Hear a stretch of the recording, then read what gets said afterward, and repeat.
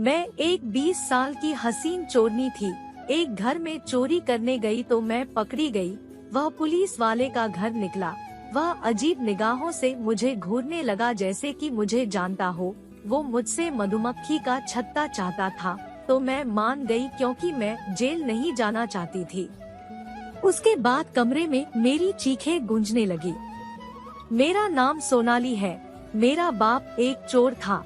अभी 2 साल पहले ही उनकी मौत हो गई। तब से ही मैं चोरी कर रही है। जब तक गई तब से ही मैं चोरी कर रही हूँ। जब तक मेरे बाबा जिंदा थे मुझे कुछ काम करने की जरूरत नहीं थी। बस मैं घर संभाला करती थी। मैंने अपनी माँ को कभी भी नहीं देखा। बचपन से ही मेरे बाबा ही मेरे साथ थे। वह कहते तुम्हें जन्म देते ही तुम्हारी माँ मर गई थी। पर हैरत की बात यह थी कि मेरे घर पर मेरी माँ की कोई भी तस्वीर नहीं थी। जब मैं अपने बाबा से कहती कि मुझे माँ की कोई तस्वीर दिखाओ, मेरे बाबा कहते कि हमने कभी ही तस्वीर ली ही नहीं। मुझे इस बात से बहुत दुख होता तो मेरे बाबा कहते तुम अपना शक्ल आईने में देख लो, बिल्कुल माँ पर गई हो। तुम्हारी माँ भी इस उम्र में ऐसी ही दिखती थी। मेरे बाबा मुझे बहुत प्यार करते थे। मेरे जन्म देते ही मेरी माँ चल बसी। फिर भी उन्होंने कभी भी मुझसे नफरत नहीं किया। वह मुझे अपनी चोरी के कारनामे बताया करते थे। मुझे ताला खोलना सिखाते थे और जब चोरी का माल बेचना होता था तो मुझे भी अपने साथ ले जाया करते थे। जिससे पढ़ाई लिखाई सीखूं ना सीखूं मैं चोरी तो सीख गई थी। बाबा के जाने के बाद हर रात मैं निकलती और लोगों के घर पर चोरी किया करती थी। मैं उन घरों को चुनती थी जो कि बंद रहता था। चोरी करके अगले ही दिन में सारा सामान बेच दिया करती थी। ज्यादातर तो मैं कीमती सामान ही चुराती थी जैसे कि सोना, पैसा या मोबाइल, लैपटॉप। ऐसे ही एक दिन मैं चोरी पर निकली। मैं एक ऐसे घर में चोरी करने वाली हूँ जो 3-4 दिनों से बंद पड़ा है। शायद घर का मालिक कहीं बाहर गया होगा। जब मैं घर के अंदर चोरी कर रही थी अचानक किसी ने लाइट जला दी। मुझे छुपने का कोई मौका ही नहीं मिला। मेरे सामने एक आदमी खड़ा था। काफी हट्टा कट्टा था पर उसकी उम्र करीब 40 साल की तो होगी। वह समझ गया कि मैं चोरी कर रही हूँ। तुरंत ही आकर मुझे पकड़ लिया। उसने मेरा हाथ इतना कसकर मरोड़ा कि मुझे दर्द होने लगा। मैं बहुत ज्यादा घबरा गई। मेरे पास अब भागने का कोई चारा नहीं था। उसने कहा तुम चोरी करती हो पर अब तुम्हें जेल जाना पड़ेगा। मैंने कहा साहब मुझे माफ कर दो, मैं बहुत गरीब लड़की हूँ और मेरा इस दुनिया में कोई नहीं है। मजबूरन ही मैं चोरी करने आई थी। आप पुलिस मत बुलाओ। वह आदमी हंसने लगा और कहा पुलिस बुलाने की जरूरत भी नहीं है क्योंकि मैं खुद ही पुलिस वाला हूँ। यह सुनकर ही मेरे होश उड़ गए। आज तक चोरी करते हुए मैं कभी भी पकड़ी नहीं गई। यह पहली बार है कि मैं चोरी करते हुए पकड़ी गई हूँ, वह भी एक पुलिस वाले के हाथों। वह पुलिस वाला मेरी तरफ ऐसे देख रहा था कि भूत देख लिया हो। मेरे एकदम करीब आ गया और मेरी गालों में हाथ लगाकर मुझे एकदम करीब से देखने लगा। मैं काफी घबरा गई कि मेरे साथ करना क्या चाहता है। उसने कहा घर पर सीसीटीवी कैमरा लगा हुआ है। तुमने पुलिस वाले के घर पर चोरी करने की कोशिश की, अब तो तुम्हें जेल ही जाना पड़ेगा। मैं उससे माफी मांगने लगी और गिड़गिड़ाने लगी। मैंने कहा साहब मुझे माफ कर दो, आप जो बोलोगे मैं वही करूँगी। बस आप मुझे सजा मत दिलाओ। मैं इतनी बुरी भी नहीं हूँ। छोटी मोटी चोरियाँ करती हूँ, वह भी इसलिए कि इस दुनिया में मेरा कोई भी नहीं है। उसने कहा अच्छा जो बोलूँगा वह करोगी। ठीक है, पहले तो मैं तुम्हें कमरे में ले चलता हूँ। वह मुझे घर के कमरे में लेकर आया और कहा मैं तुम्हें इस कमरे में फिलहाल बंद रखूंगा। फिर मैं सोच कर देखता हूँ कि तुम्हारे साथ क्या करना है। अगर मुझे तुम पर दया आ गई तो शायद तुम्हें छोड़ दूं, लेकिन उसके बदले में मैं तुमसे जो कहूँगा वह तुम्हें करना पड़ेगा। मैं काफी डरी हुई थी कि वह मुझे क्या करने को कहेगा। रात भर मैं वहीं बंद रही। अगले दिन सुबह वह मेरे कमरे में आया और कहा तुम्हें मुझसे शादी करनी पड़ेगी। उसकी नजरों से मैं समझ नहीं पा रही थी कि उसके दिमाग में क्या चल रहा है। मैंने कहा साहब आप शादीशुदा नहीं हो क्या? उन्होंने कुछ सोचकर कहा नहीं, मैंने अब तक शादी नहीं की है। तुमने कहा तुम्हारा इस दुनिया में कोई नहीं है।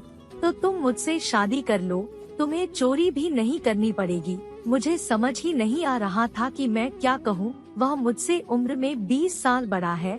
शादी को लेकर तो हर लड़की की आंखों में कई सारे सपने होते हैं। इस आदमी को मैं कैसे अपने पति के रूप में स्वीकार करूंगी। मुझे बहुत डर लग रहा था कि मैं अब क्या करूं। अगर मैं ना कर दिया तो यह मुझे जेल में डाल देगा, और अगर हाँ कर दी तो यह घर भी मेरे लिए किसी जेल से कम नहीं होगा। पर मैंने सुना है पुलिस वाले चोर को काफी मारते हैं। अगर पुलिस ने मुझे पकड़ लिया तो लॉकअप में मेरी पिटाई भी कर सकते हैं। फिलहाल तो बचने के लिए मुझे इससे शादी करनी पड़ेगी। बाद में जरूरत पड़ने पर मैं भाग जाऊंगी। थोड़ी देर सोचने के बाद मैंने कहा ठीक है, मुझे मंजूर है। उसने कहा ठीक है, चलो मैं तुम्हें तुम्हारे घर तक छोड़ देता हूँ, तुम्हें अपने परिवार से मिलवा दूंगा। उसके बाद सही मुहूर्त देखकर मैं तुमसे शादी करूंगा। लेकिन तुम मुझसे कोई चालाकी मत करना, क्योंकि सीसीटीवी कैमरे में सब कैद हो चुका है। तुम पुलिस वाले से नहीं बच पाओगी। मैंने कहा साहब आप घबराओ मत, मैं ऐसा कुछ भी नहीं करूंगी। वह मुझे मेरे घर पर तो छोड़ आया, पर अब मैं सोच में पड़ गई कि क्या मैं यहाँ से भाग जाऊँ। पर मैं कहीं भी भागूंगी तो यह मुझे ढूंढ निकालेगा। पुलिस वाले चाहे तो किसी को कहीं से भी ढूंढ कर निकाल सकते हैं।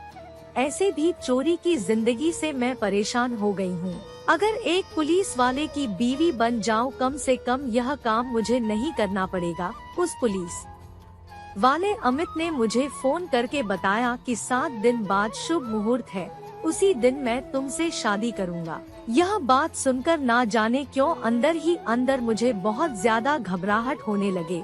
मैं सीधे निकलकर बाजार जाने लगी। बाजार के सामने मुझे काली कार दिखी। एक आदमी मेरे पास आया और कुछ पता पूछने लगा। जब मैं उसे पता बताने लगी तो पीछे से एक और आदमी आकर मेरी नाक में रुमाल सूंघाकर मुझे बेहोश कर दिया। मुझे होश आया तो मैं एक अंधेरे से कमरे में कैद थी। मैं कुर्सी से बंधी हुई थी। सामने वह दोनों आदमी खड़े थे। मुझे देखकर कहा अच्छा तो तुम होश में आ गई। उसके बाद वह दोनों मुझे अजीब अजीब सवाल पूछने लगे, जिसका कोई जवाब मेरे पास नहीं था। जब मैं उनके सवालों का जवाब नहीं दे पाई तो वह लोग मुझे मारने लगे। मैं रोने लगी, चीखने चिल्लाने लगी कि मुझे कुछ भी नहीं पता, मुझे छोड़ दो। करीब 2 दिनों तक मैं वहीं पर कैद रही और 2 दिनों तक उन लोगों ने मेरे ऊपर टॉर्चर किया। फिर उस आदमी ने किसी को फोन करके कहा कि यह लड़की तो कुछ भी नहीं बता रही है, पर तभी वहाँ पर पुलिस की रेड पड़ गई। वह दोनों आदमी वहाँ से भाग गए। पुलिस ने मुझे बचा लिया। मेरे सामने अमित खड़ा था। मेरी समझ में यह नहीं आया कि अमित यहाँ तक पहुँचा कैसे। जब मैंने उनसे पूछा तो उसने कहा कि मैं वह कार ट्रेस करके यहाँ तक पहुँचा हूँ। किडनैपर ने कार यहीं पर छोड़ दी। यह बात मुझे कुछ विश्वास नहीं हुआ। आखिर चल क्या रहा है? यह लोग मुझे किस तरह का सवाल पूछ रहे थे और अमित यहाँ कैसे पहुँच गया? यह सारे सवाल मेरे दिमाग में घूमने लगे। जब मैं घर पहुँची तो मेरा घर पूरी तरह से उलट-पुलट किया हुआ था। ऐसा लग रहा था किसी ने मेरे घर पर तलाशी ली हो। कौन आया होगा यहाँ पर? आखिर मेरे बाप ने मुझे किसी मुसीबत में डाल दिया। मैं अमित को कॉल करके कहा कि इस तरह से मैं किडनैप हुई हूँ, तुम कोई रिपोर्ट दर्ज नहीं करोगे क्या? अमित ने कहा तुम एक चोरनी हो, तुम कैसे रिपोर्ट लिखवाओगी? मैंने कहा पर मैं तो किडनैप हुई थी। अमित ने कहा मैं तुम्हारे पास आता हूँ। जब अमित मेरे पास आया तो मुझसे पूछने लगा कि वह लोग तुमसे कैसा क्या पूछ रहे थे, किस लिए किडनैप की हुई थी, तुम बताओ। जब मैंने बताया कि वह लोग मुझसे क्या सवाल पूछ रहे थे तो उसने कहा इसका रिपोर्ट बनेगा तो उल्टे तुम फंस जाओगी और तुम्हें जेल में जाना पड़ेगा। क्या तुम यही चाहती हो तो मैं रिपोर्ट बना देता हूँ। अमित मुझसे शादी करना चाहता है और मेरे किडनैपिंग का कोई भी एक्शन नहीं ले रहा। उसने किडनैपर को भी छोड़ दिया और रिपोर्ट तक नहीं लिखवाना चाहता। मैंने ठान लिया कि मैं अब राज का पता लगा कर रहूंगी। अमित के जाने के बाद मैं एक फैक्ट्री में गई, जिस फैक्ट्री में मेरा बाप सालों पहले काम करता था। उस फैक्ट्री से उनकी नौकरी चले जाने के बाद उन्होंने बहुत काम ढूंढा था, पर जब काम नहीं मिला तो चोरी का काम शुरू किया था। मैं फैक्ट्री में जाकर अपने पिता के बारे में पूछताछ करने लगी और वहाँ सारे यंग लोग थे तो कोई भी मेरे पिता के बारे में कुछ भी नहीं बता पाया। पूछताछ करते हुए मुझे एक बूढ़ा गार्ड मिला। जब मैं उनसे पूछा तब उन्होंने बताया कि वह मेरे पिता को जानते थे। इस फैक्ट्री के मालिक की बेटी और तुम्हारे पिता एक दूसरे से प्यार करते थे। जब मालिक को यह बात पता चल गई तो उसने तुम्हारे पिता को काम से निकलवा दिया। उसके बाद का उन्हें कुछ भी नहीं मालूम। मैंने सोचा कि उस फैक्ट्री के मालकिन से मैं मिलकर सारी कुछ पता लगाऊंगी। मैंने उनसे इस फैक्ट्री के मालिक का एड्रेस पूछ लिया। जब मैं उनके घर तक पहुंची तो सामने गार्ड ने मुझे रोक लिया, पर मुझे देखते ही वह लोग बिल्कुल ही चौंक गए। पर मुझे देखकर ऐसे चौंके क्यों? ऐसे लगा कि वह लोग मुझे पहचानते हो। जब मैंने पूछा कि मैं इस फैक्ट्री की मालकिन अनीता देवी से मिलना चाहती हूँ, उन्होंने कहा वह यहाँ नहीं रहती है, विदेश में रहती है, कहकर मुझे अंदर नहीं जाने दिया और मुझे धक्के मार कर वहाँ से निकाल दिया। मैं सोच में थी कि आगे क्या करूँ कि मेरी शादी का दिन आ गया। कुछ पुलिस वालों की मौजूदगी में उसने मुझसे शादी कर ली। अमित के घर वाले वहाँ मौजूद ही नहीं थे। मुझे बहुत ही अजीब सा लगा। मैंने पूछा तुम्हारे घर वाले तो नहीं आए? उसने कहा तुम एक चोरनी हो। यह जैसे ही मैं घर वालों को बताया तो वह मेरे शादी के खिलाफ हो गए। मैंने मन में सोचा कि यह बात बताने की क्या जरूरत थी। घर वाले खिलाफ हो गए थे तो क्या जरूरत थी मुझसे शादी करने की। शादी के बाद भी मैं बहुत उदास थी। मेरे पति मुझे अपने घर पर लेकर आए। सुहागरात का कमरा सजा रखा था। दिन भर मैं इस कमरे में रही। मुझे यहाँ रहने का बिल्कुल भी मन नहीं कर रहा था। मुझे अपने घर की याद आने लगी। रात होते ही मुझे डर लगने लगा। मुझे केवल यही बात सता रही थी कि जब मेरा पति कमरे में आएगा मैं उसे कैसे झेल पाऊंगी। तभी कमरे में किसी के आने की आहट हुई। जब मैंने देखा तो सामने मेरा पति नहीं, एक दूसरा पुलिस ऑफिसर था। अंदर आते ही उसने दरवाजा बंद कर दिया और कमरे में मेरी चीखें गूंजने लगी, क्योंकि वह मुझे मार रहा था और वही सवाल पूछ रहा था जो पहले किडनैपर्स ने मुझे पूछा था। और मैं बार बार यही कहती रही कि मुझे इसके बारे में कुछ भी नहीं मालूम है। मुझे सच में इसके बारे में कुछ भी नहीं मालूम था। आखिर मेरे साथ क्या हो रहा है? मैंने उससे कहा मेरे पति कहाँ है, उन्हें भेजो। आप मेरे कमरे में ऐसे कैसे आ गए? करीब 2 घंटे तक उसने मुझ पर टॉर्चर किया। फिर उसने एक फोन लगाई। उसने कहा सर यह लड़की तो कुछ भी नहीं बता रही है, आप ही देख लो। वह कमरे से चले गए तो अमित कमरे के अंदर आए। मेरी नाक से खून बहता देख उसने एक रुमाल से मेरा खून पोंछा और कहा तुम सीधे सीधे उस सवाल का जवाब क्यों नहीं देती जो तुमसे बार बार पूछा जा रहा है। मैंने कहा अमित मुझे इस बारे में कुछ भी नहीं मालूम है। उसने कहा देखो तुम्हारे बाप ने करोड़ों रुपए की मूर्ति चुराई है और हमें अब वह मूर्ति चाहिए। मैंने कहा मेरा बाप 2 साल पहले ही गुजर चुका है और उसने अगर कोई मूर्ति चुराई होती तो उसे बेचकर हम अमीर नहीं बन जाते क्या? तुम्हें लगता है कि मैं अमीर हूँ? तुम्हें गलत फहमी हुई है कि मेरे बाबा ने मूर्ति चुराई है। उसने कहा तुम्हारे बाबा ने सालों पहले यह मूर्ति चुराई थी। उस समय तुम बहुत छोटी थी, पर तुम्हारे बाबा ने वह मूर्ति बाजार में नहीं बेचा था और उसे अपने पास ही रख लिया था, क्योंकि अगर मूर्ति बाजार तक पहुंचती तो हम तक वह पहुंच जाती। वह एक मशहूर इंडस्ट्रियलिस्ट के घर की मूर्ति है। करीब अभी उसकी कीमत 30 करोड़ की होगी। बहुत ही एंटीक मूर्ति है। तुम्हारे बाबा ने मरने से पहले तुम्हें जरूर बताया होगा कि मूर्ति कहाँ छुपाई है। मैंने कहा मुझे ऐसा मेरे बाबा ने कुछ भी नहीं कहा। उसने कहा देखो तुम अब मेरी पत्नी हो और जब तक तुम मुझे मूर्ति का पता नहीं बता दोगी तुम्हारी जिंदगी और मुश्किल होती चली जाएगी। उस वक्त मेरे पति कमरे से निकल गए। उनके जाने के बाद मैंने राहत की सांस ली। उन्होंने मुझे हाथ भी नहीं लगाया। अगली सुबह मैंने अपने पति से कहा कि मैं अपने घर वापस जाना चाहती हूँ और उस मूर्ति का पता लगाकर ही वापस आऊंगी। वह मूर्ति जैसे ही मिलेगी मैं कॉल कर दूंगी, आप आकर उसे ले लेना।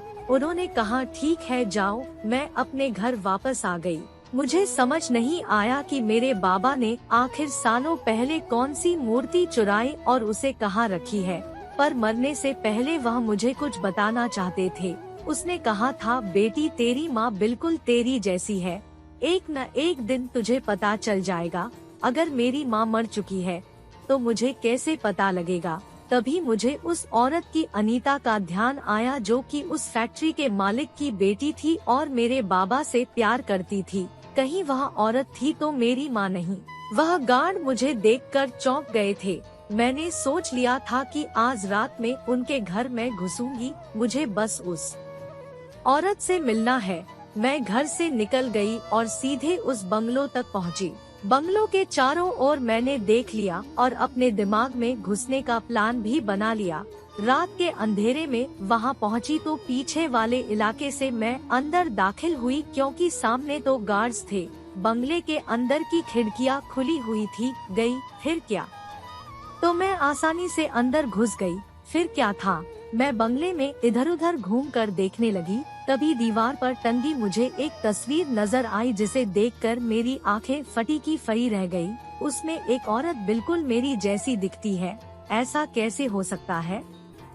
मैं सीढ़ियों से ऊपर चढ़ गई और एक एक कमरे में जाकर देखने लगी। एक कमरे में एक बूढ़ा सा आदमी अपनी बीवी के साथ सोया हुआ था। मुझे लगा शायद यही फैक्ट्री का मालिक हो। मैं फिर दूसरे कमरे में गई तो मुझे वही औरत नजर आई। करीब 40 साल की होगी या उससे भी कम, क्योंकि काफी जवान लग रही थी। वह बिल्कुल अकेली सोई हुई थी। तभी मैंने कमरे का लाइट जला दिया। लाइट से उस औरत की नींद खुल गई। वह जैसे ही उठी सामने मैं खड़ी थी। मुझे देखकर वह चौंकी। कहा, तुम कौन हो। मैंने कहा, मैं भी यही पूछने के लिए आपके पास आई हूँ। आखिर मेरी शक्ल आपकी शक्ल से इतनी क्यों मिलती है। औरत काफी गहरी सोच में डूब गई। तभी मैंने अपने मोबाइल से अपने बाबा की तस्वीर निकाली और उस औरत के सामने रख दी। उस औरत की आंखों से आंसू आ गए। उसने कहा, यह तस्वीर तुम्हारे पास कैसे आई। मैंने कहा, यह मेरे बाबा है। वह बिस्तर से उठी और मुझे गले से लगा लिया। उसने कहा, मेरी बच्ची। मैंने कहा, आप मेरी माँ है। मेरे बाबा ने तो कहा था मेरी माँ मुझे जन्म देते ही मर गई है। उसके बाद उसने मुझे बैठाया और सारी बातें बताई। उसने कहा, तुम्हारे बाबा हमारे फैक्ट्री में ही काम करते थे। हम दोनों के बीच में प्यार हो गया और एक रिश्ता बन गया था। लेकिन जैसे ही मेरे पिता को मालूम चला तो वह तुम्हारे पिता को काम से निकाल दिया और मेरी शादी अपने पसंद के इंसान से करवा दी। लेकिन शादी के बाद मुझे पता चला कि मैं 2 महीने की गर्भवती हूँ। मैं तुम्हारे पिता को फोन करके सारी बातें बता दी। तुम्हारे पिता की हालत उस समय बहुत बुरी थी, क्योंकि मेरे पिता ने उन्हें कहीं भी काम करने का मौका नहीं दिया था। इधर उधर भटक रहे थे, इसलिए उस वक्त वे मेरी जिम्मेदारी नहीं उठा पाए। मैंने एक बच्ची को जन्म दिया, लेकिन तुम्हारे पिता रात को घर आए और तुम्हें उठाकर वहाँ से भाग गए। मेरे पति जानते थे कि बच्ची मेरे और तुम्हारे पिता की प्यार की निशानी है। वह मुझसे बहुत ही खराब बर्ताव करते थे और मैं भी उसे कभी प्यार नहीं कर पाई। उससे तंग आकर मैंने उसे तलाक दे दिया और अपने पापा के पास आ गई और फिर सारी जिंदगी कभी शादी नहीं की। मैं तुम्हारे पिता को ढूंढने की बहुत कोशिश की थी। तुम्हारे पिता ऐसे गायब हो गए थे कि कभी नहीं मिले और मैं अपनी बच्ची से कभी नहीं मिल पाई। वह मेरे हाथ से मेरी मोबाइल ले ली और मेरे बाबा की तस्वीरें देखने लगी। तस्वीर देखते देखते अचानक उन्हें अमित की तस्वीर नजर आई। उसने कहा, यह तस्वीर तुम्हारे मोबाइल में कैसे आ गई। मैंने कहा, माँ, यह आदमी मेरा पति है। यह सुनते ही उसकी आंखें बड़ी बड़ी हो गई। कहा, तुम इसकी बीवी हो। मैंने कहा, माँ, मैं इसके घर में चोरी करने गई थी, पर मैं रंगे हाथों पकड़ी गई। मजबूरन उसने मुझ पर शादी का दबाव डाला। पर आप इसे कैसे जानते हैं। मेरी माँ ने कहा, यही वो आदमी है जिससे मेरी शादी हुई थी। यह सुनकर मैं बिल्कुल चौंक गई। मैंने कहा, माँ, तब तो उसे मालूम होगा कि मैं आपकी बेटी हूँ। सब जानकर ही उसने मुझसे शादी की, पर मैं इस आदमी के साथ नहीं रहना चाहती। इस वजह से मैं अपने घर चली आई थी। यह मुझे किसी कीमती मूर्ति के बारे में पूछ रहा था जिसके बारे में मुझे कुछ भी पता नहीं था। उसने कहा जब तुम्हारे बाबा तुम्हें चुराने के लिए आए थे तो उस मूर्ति को भी चुरा लिया था। मैंने कहा उस मूर्ति के लिए मैं किडनैप हो चुकी हूँ। शादी के बाद एक पुलिस वाले ने भी मुझे बहुत मारा, पर इतने सालों पहले की बात मुझे कुछ भी नहीं मालूम। अगर वह मेरे पिता ने चुराई होती तो हम इतनी गरीबी की जिंदगी क्यों बिताते। मेरी माँ ने कुछ ऐसा कहा जिसे सुनकर मुझे बिल्कुल भी यकीन नहीं हुआ। कहा दरअसल वह मूर्ति कीमती नहीं थी, बल्कि उस मूर्ति के अंदर मेरे पिता ने अपने हीरे छुपा रखे थे। उस हीरे को उन्होंने ढूंढने की बहुत कोशिश की थी। उसने अमित को उस काम के लिए लगाया था। उसे ढूंढ पाने पर अमित को बहुत बड़ा इनाम भी देने वाले थे। मैंने कहा माँ मैं उन हीरो को ढूंढने की कोशिश करूँगी। मेरे घर की तलाशी पुलिस पहले ही ले चुकी है। हो सकता है मेरे बाबा ने मूर्ति तोड़कर हीरे निकाल लिए हो। मैं एक बार घर पर फिर तलाशी लेती हूँ, पर मैं अपने आप को बहुत असुरक्षित महसूस कर रही हूँ क्योंकि मेरे पीछे गुंडे और पुलिस दोनों पड़े हुए हैं। पर फिक्र मत करो, अब मैं यहाँ से चलती हूँ। मैं जाने लगी तो मेरी माँ मेरे पास आ गई और मुझे गले से लगा लिया। उन्होंने कहा मेरा असली हीरा तो तुम हो बेटा, मैं तुम्हें खोना नहीं चाहती। मैंने कहा मैं आपके पास वापस जरूर आऊंगी, बस आप यह बात किसी से मत कहना कि मैं आपसे मिली हूँ। घर जाकर मैंने पूरे घर की तलाशी ली, पर मुझे कहीं भी हीरा नहीं मिला। मैंने सोचा पुलिस भी तलाशी ले चुकी है, पुलिस को भी हीरा नहीं मिला था। तभी मेरी नजर मेरे इकलौते खिलौने पर पड़ी जो मेरे बाबा ने मुझे दिया था और कहा था आपने जान से भी ज्यादा इसे संभाल कर रखना। सालों पहले दिया हुआ वह तोहफा मैं आज तक संभाल कर रखा है। वह एक टेडी बेयर था। मैंने अपनी माँ का फोन नंबर ले लिया था। मैंने अपनी माँ को फोन मिलाया और कहा माँ मुझे कुछ मिला है, मैं आपसे मिलना चाहती हूँ, आप बताओ कहाँ मिलना है। मेरी माँ ने मुझे एक एड्रेस दिया और कहा तुम यहाँ पर चली आओ। जब मैं अपनी माँ से मिली तो मैंने कहा माँ मैंने पूरा घर छान मारा पर हीरा कहीं नहीं मिला, पर मेरे पिता ने मुझे एक इकलौता खिलौना दिया था और कहा था इस जिंदगी भर अपने पास संभाल कर रखना। मैंने उन्हें वह टेडी बेयर दे दिया। मेरे माँ ने जब उस टेडी बेयर को काटा तो उसमें करोड़ के हीरे मिले। मुझे पता भी नहीं था कि एक टेडी बेयर के अंदर मेरे पिता ने इतने सारे हीरे छुपा रखे थे। आखिर उन्होंने इन हीरो को क्यों नहीं बेचा? इसे बेचते तो हम अमीर हो जाते, हमें चोरी भी नहीं करना पड़ता। साथ उसमें एक चिट्ठी थी। मेरी माँ ने वह चिट्ठी खोली तो उसे पढ़कर रोने लगी। उसमें लिखा हुआ था कि मैं अपनी बेटी को अपने साथ लेकर जा रहा हूँ। तुम्हारे पापा और अमित ने उसे मारने की योजना बनाई है। अगर मैं उसे अपने साथ नहीं लेकर गया तो वह हमारी बच्ची को मार देंगे। अगर तुम्हें यह चिट्ठी मिल गई इसका मतलब यह है कि मेरी बेटी तुम तक पहुंच गई है। मैंने यह मूर्ति भी चुरा लिया जिसमें करोड़ों के हीरे हैं। अब तुम्हारे पिता हीरे को ढूंढने में अपना वक्त बिताएंगे और बच्ची के बारे में भूल जाएंगे। अपनी बच्ची के सुरक्षा के लिए मैं यह हीरे चुरा रहा हूँ। मैं कभी भी नहीं बेचूंगा, नहीं तो हमारी बेटी की जान खतरे में पड़ सकती है। माँ कही कि मुझे पता था कुछ ऐसा ही होगा, वरना तुम्हारे पिता तुम्हें मुझसे कभी अलग नहीं करते। तुम्हारा जन्म से पहले मुझे भी कुछ शक हो रहा था कि मेरे पिता और अमित के बीच में कुछ खिचड़ी पक रही है, लेकिन उसके बाद मेरे पिता ने सारा ध्यान उन हीरो को ढूंढने में ही लगा दिया और मेरे पिता के बाद मेरे भाई ने यह काम जारी रखा। मेरे पिता और भाई ने मिलकर ही तुम्हारी किडनैपिंग कराई होगी। उसके बाद मेरी माँ उन हीरो को लेकर सीधे अपने घर पहुँची। मैं भी साथ थी। मेरी माँ ने हीरे लेकर अपने पापा के हाथ में रख दिया और कहा कि मुझे मेरा हीरा मिल चुका है, आपको भी आपका हीरा मिल चुका है। अब मैं इस घर को छोड़कर हमेशा के लिए जा रही हूँ। आपको आपके हीरे मुबारक हो। मेरी माँ ने मेरा हाथ पकड़ा और हम उस घर से निकल गए। हम वहाँ से सीधी एयरपोर्ट पहुँचे और मेरी माँ मुझे दूसरे शहर में लेकर आई। उसने कहा बेटा हम नए सिरे से अपनी जिंदगी। हम वहाँ से सीधी एयरपोर्ट पहुँचे और मेरी माँ मुझे दूसरे शहर में लेकर आई। उसने कहा बेटा हम नए सिरे से अपनी जिंदगी शुरू करेंगे। मैंने कहा और माँ और अमित। उसने कहा तुम अमित की फिक्र मत करो बेटा, अब हम आजाद हैं। तो दोस्तों ये थी हमारी आज की कहानी। उम्मीद करते हैं कि आपको पसंद आई होगी। वीडियो को लाइक कर दीजिए और चैनल को सब्सक्राइब कर लीजिएगा। और हाँ, कमेंट बॉक्स में अपनी कीमती राय जरूर दीजिएगा। मिलते हैं आपसे अगली वीडियो में, तब तक के लिए धन्यवाद।